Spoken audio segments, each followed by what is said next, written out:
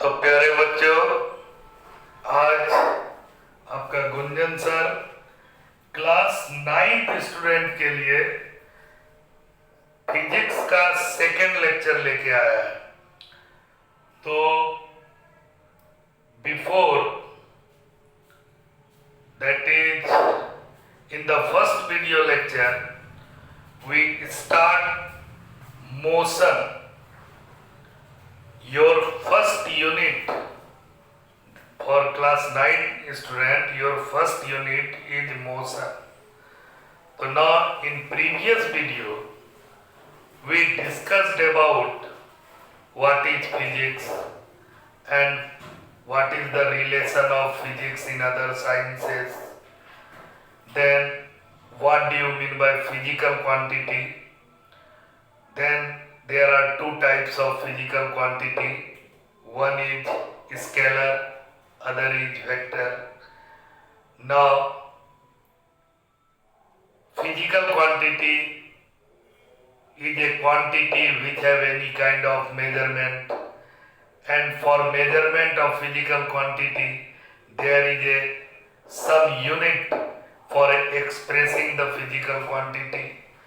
So system of unit, तीन तरह का सिस्टम बताए थे, MKS, CGS, FPS, और उसका डिटेल बताए थे। तीनों सिस्टम को मिला के एक कॉमन सिस्टम अडॉप्ट किया गया, that is called SI system of unit. तो इतना है। देन आपको उस दिन ये भी बताए थे कि मोशन का स्टडी फिजिक्स के जिस ब्रांच में करते हैं that is called mechanics, very oldest branch of physics. And mechanics is further divided into sub group. One is kinematics, other is dynamics. तो काइनामेटिक्स मीन्स मोशन हो रहा है तो हो रहा है, लेकिन उसके कारण के बारे में नहीं बताया। लेकिन डायनामिक्स में मोशन हो रहा है तो किस कारण से हो रहा है, कॉज के साथ मोशन को बताया, उस ब्रांच को डायनामिक्स बोलते हैं। Okay, now today I start what is motion. तो motion means change in the position of an object with respect to time and surrounding is called motion. तो लिखिए, motion means change in position of an object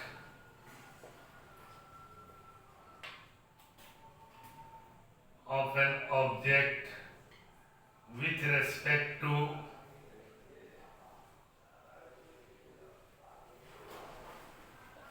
respect to time and surroundings.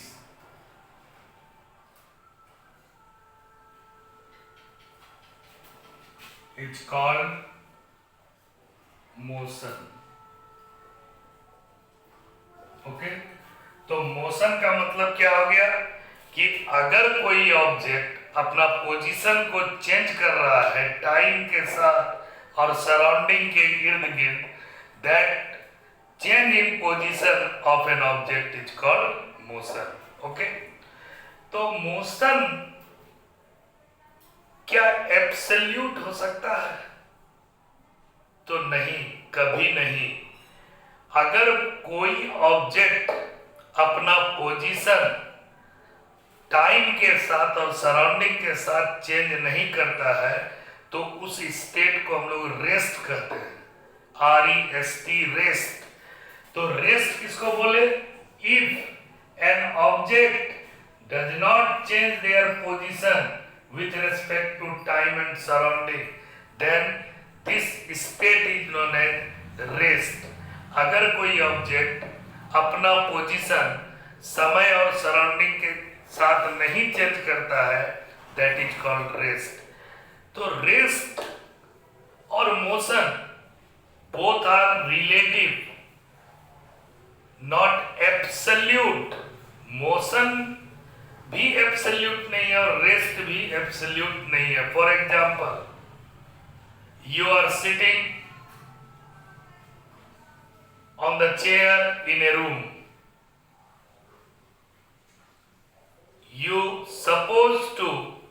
You are at rest, but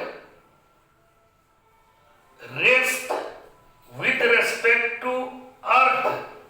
आप स्थिर हैं अर्थ के respect में. अगर अपने घर में कुर्सी पर बैठे हैं तो आप रेस्ट में हैं. किसके रिस्पेक्ट में? अर्थ के रिस्पेक्ट में. Okay, but you are in motion with respect to sun. Sun के रेस्पेक्ट में आप मोशन में हैं. तो अर्थ के रेस्पेक्ट में आप रेस्ट बुझ रहे हैं अपने को, सन के रेस्पेक्ट में आप क्या है? मोशन में है. तो इस तरह से मोशन और rest both are relative to each other, not absolute word. तो now in simply we can say that if an object change in position of an object with respect to time and surrounding is called motion. ठीक है.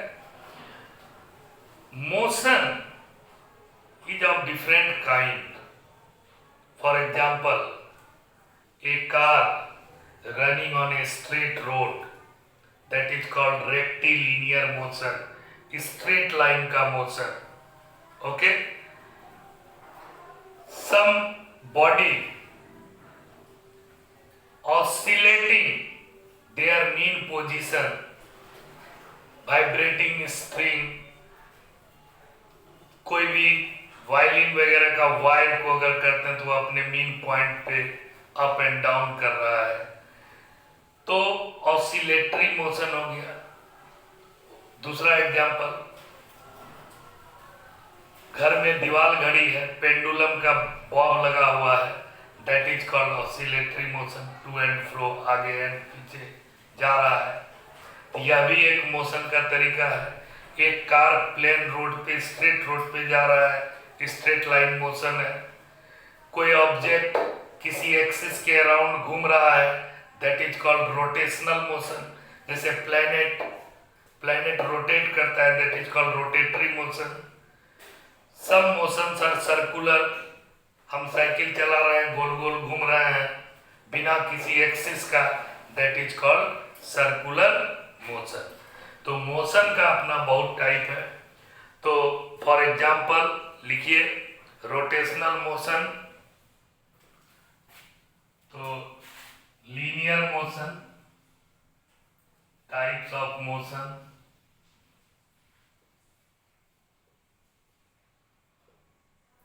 Linear motion, rotational motion,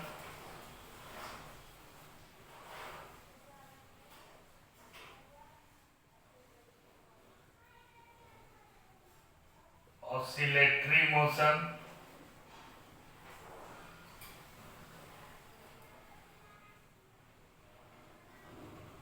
circular motion,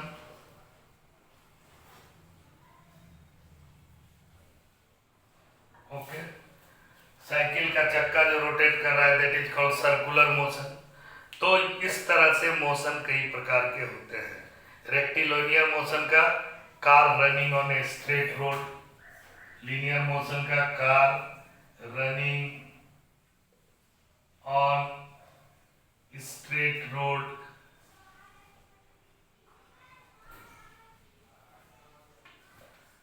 rotational motion का example क्या हो गया? Planetary motion, planets orbit, planet orbit. Okay. Oscillatory motion का example क्या हो गया? Vibration of string,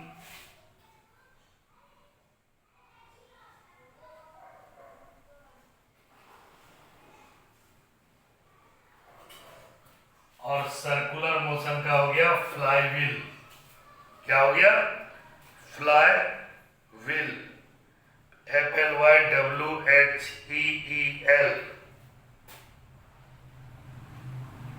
FLYWHEEL, flywheel of cycle. ठीक है, this is the type of motion. Okay, some important term is very necessary to understanding the motion of an object।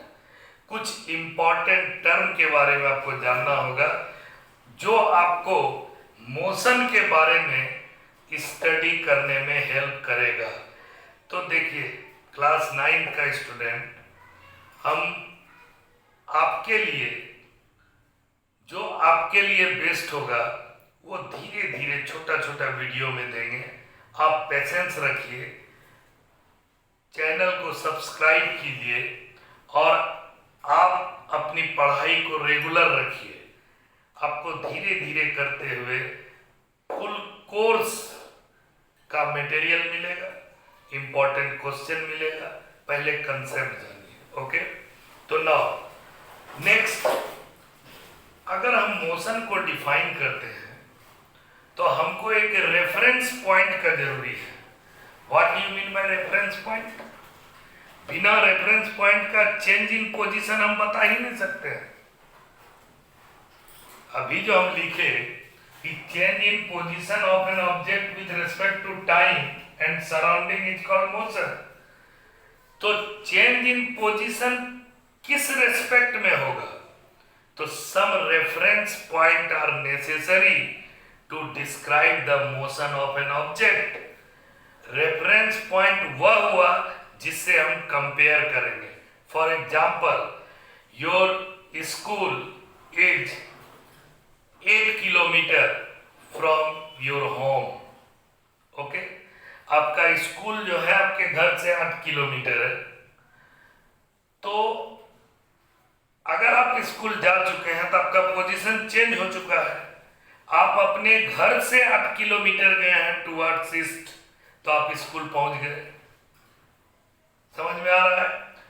बिना direction का आप school नहीं जा सकते हैं। डायरेक्शन मस्ट है कि डिस्टेंस के साथ साथ डायरेक्शन भी होगा, तभी आप अपने स्कूल पहुंच सकते हैं। तो सपोज कीजिए कि your school is 8 kilometre from your home towards east. तो आप 8 किलोमीटर टुवर्ड्स ईस्ट चले गए तो अपने स्कूल पहुंच गए। तो चेंज इन पोजीशन आपका कहां से निकालेंगे? आपके घर से, आपके होम से।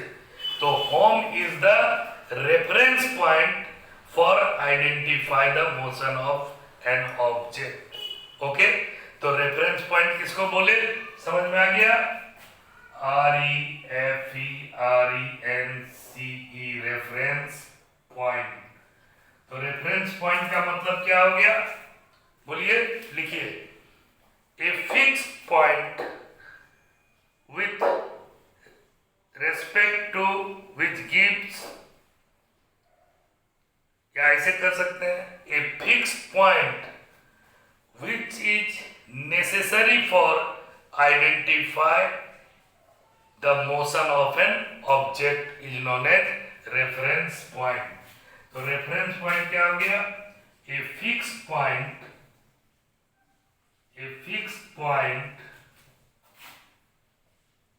required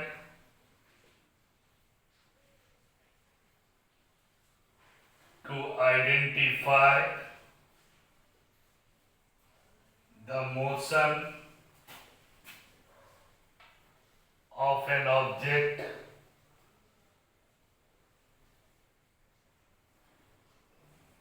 is called reference point।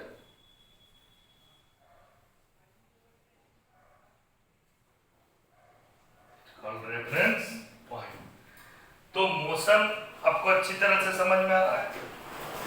ये हो गया reference point. Position, what do you mean by position? अभी हम यहाँ खड़ा है, ये मेरा पोजीशन है।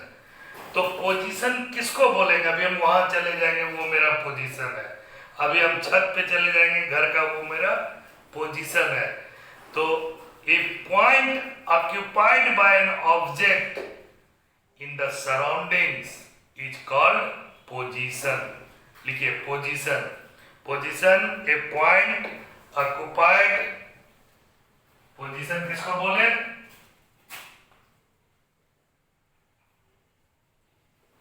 ए point occupied by an object in space is called position of an object. Okay. अब एक सबसे इंपॉर्टेंट चीज है मोशन में, डिस्टेंस एंड डिस्प्लेसमेंट। ओके, अब नेक्स्ट पॉइंट है डिस्टेंस और एक पॉइंट है displacement.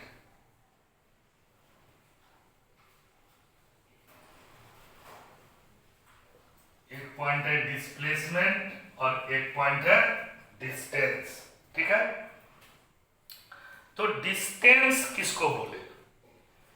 The actual path which covered by the body, actual path length which covered by the body is called distance. तो ये हो गया डिस्टेंस। किसको बोले?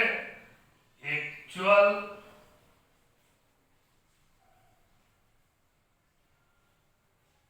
path which covered by the body is called distance. It's called distance. तो distance किसको बोले? किसी भी बॉडी के द्वारा जो एक्चुअल पाथ कवर किया गया, that is called distance. And displacement is the shortest distance between initial position and final position. ठीक है, shortest distance between initial position and final position. तो लिखिए displacement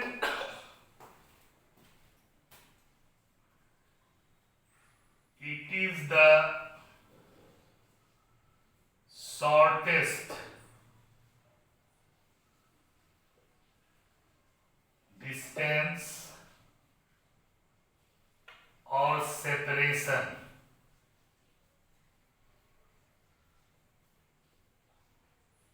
between initial point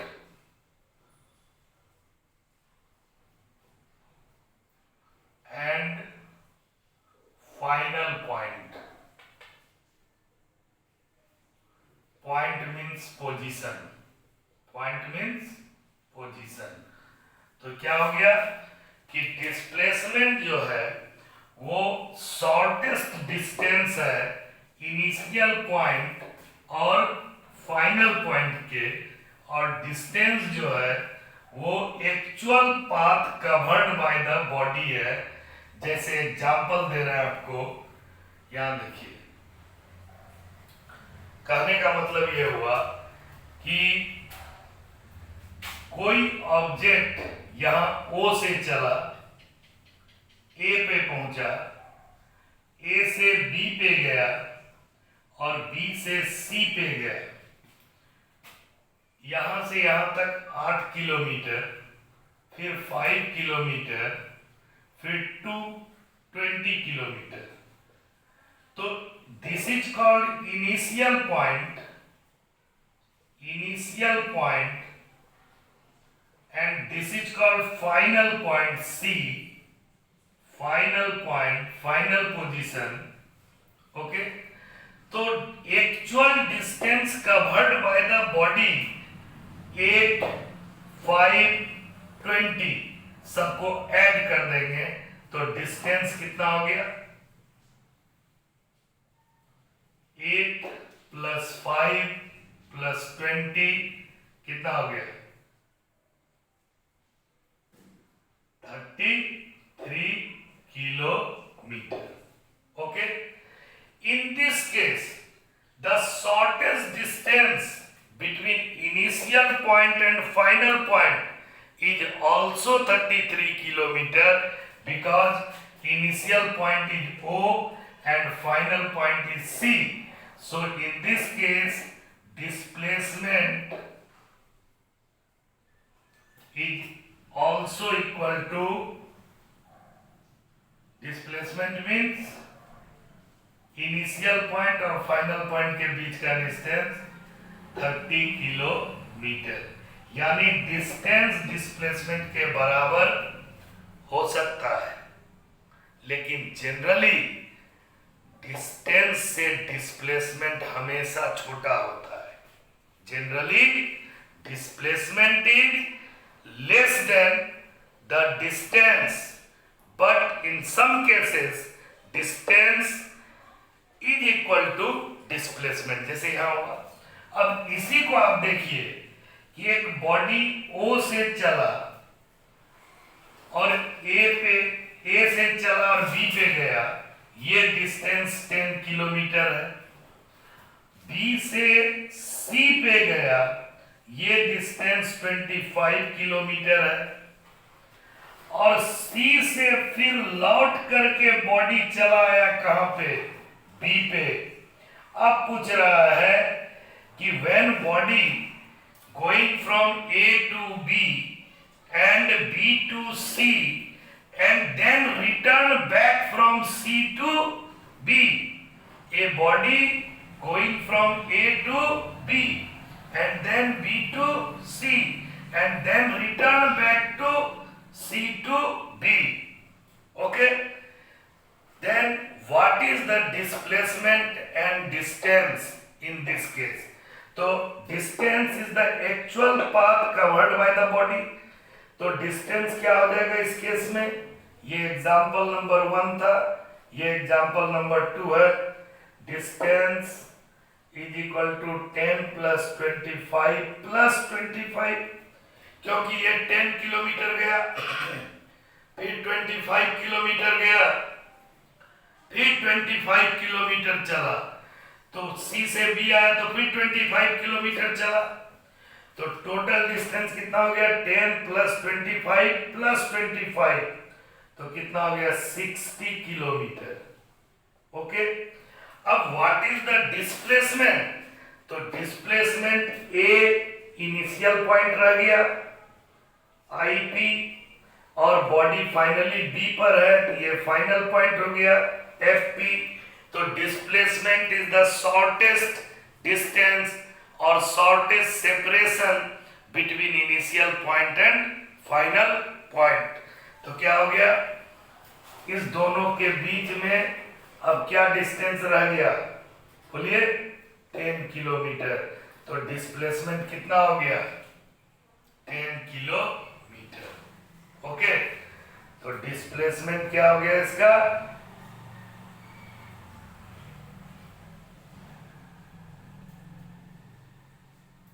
10 kilometre, क्योंकि initial और final point के बीच का जो separation है दैट इज कॉल्ड डिस्प्लेसमेंट. समझ में आया. तो वही लिखे कि distance is the actual path which covered by the body is called distance. It is the shortest distance between initial point and final point. Okay, now next, it is a scalar quantity.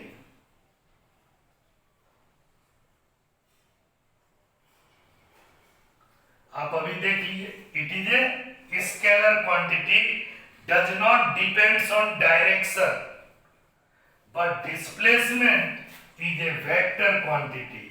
It is a vector quantity.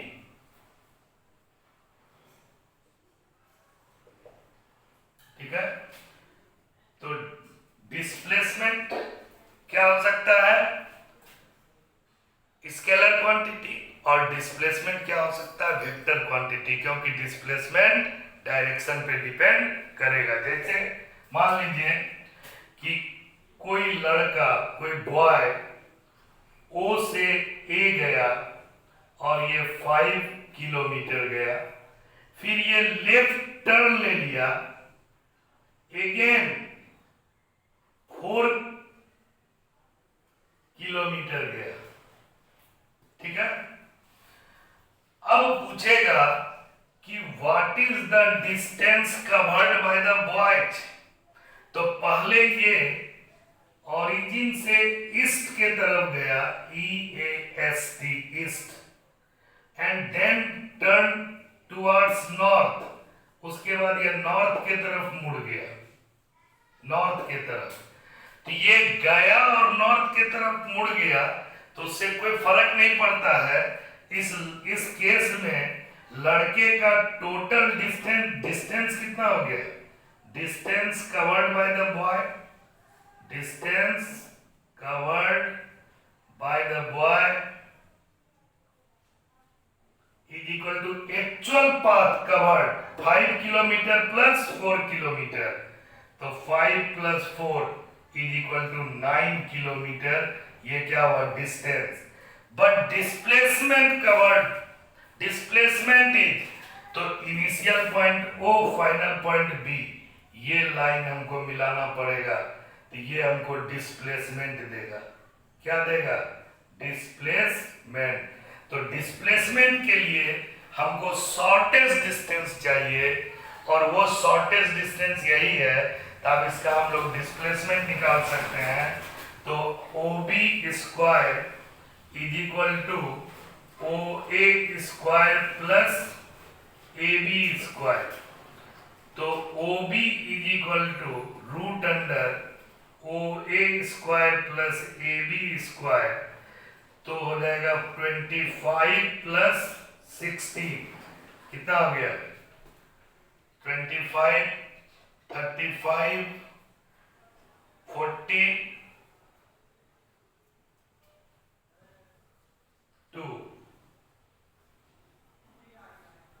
41,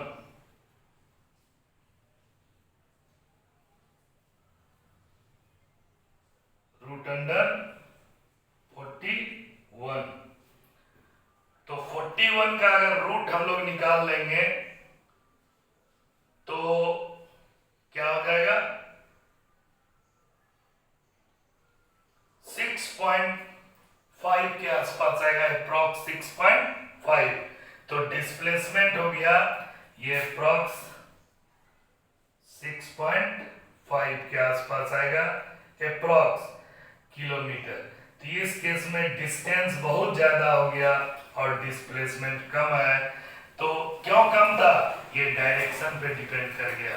east से north गया तो initial point और final point का distance भी short कर गया due to direction. So it is a vector quantity, it is a scalar quantity. Distance का unit क्या होगा, SI unit metre. SI unit क्या हुआ, मीटर। डिस्प्लेसमेंट का भी SI यूनिट क्या होगा, metre. Okay, now next is displacement by distance का जो रेशियो होगा वो लेस देन और इक्वल टू 1 होगा। लिख लीजिए नेक्स्ट पॉइंट, डिस्प्लेसमेंट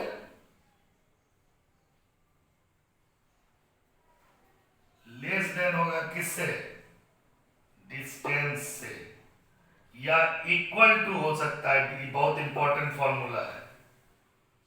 और डिस्प्लेसमेंट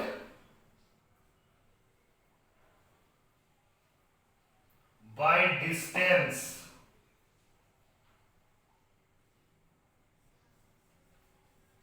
डिस्प्लेसमेंट बाय डिस्टेंस का जो रेशियो होगा,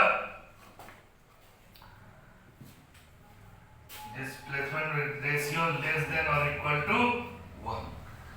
dear student, displacement is 0 but distance never be 0। तो नेक्स्ट पॉइंट आप लिख सकते हैं, it never be zero, never be zero, but displacement में बी डिस्प्लेसमेंट इज जीरो, डिस्प्लेसमेंट में बी जीरो। ठीक है, मान लीजिए कि कोई लड़का ओ से स्टार्ट किया और रोटेट करता हुआ या फिर ओ पे ही आ गया, तो इसका इनिशियल पॉइंट और फाइनल पॉइंट क्या कर गया, कंसाइड कर गया, दोनों के बीच में कोई सेपरेशन नहीं रह गया। तो डिस्टेंस तो ये कवर किया सर्किल के सरकमफरेंस के बराबर 2 पाई आर, ये सेंटर हो गया, ये सर्कुलर मोशन है, तो ये 2 पाई आर इसका डिस्टेंस हो गया, distance is equal to 2 pi r, but displacement is equal to zero. क्यों जीरो? क्योंकि इसके पास कोई इनिशियल पॉइंट और फाइनल पॉइंट नहीं रह गया। Okay, bye, take care.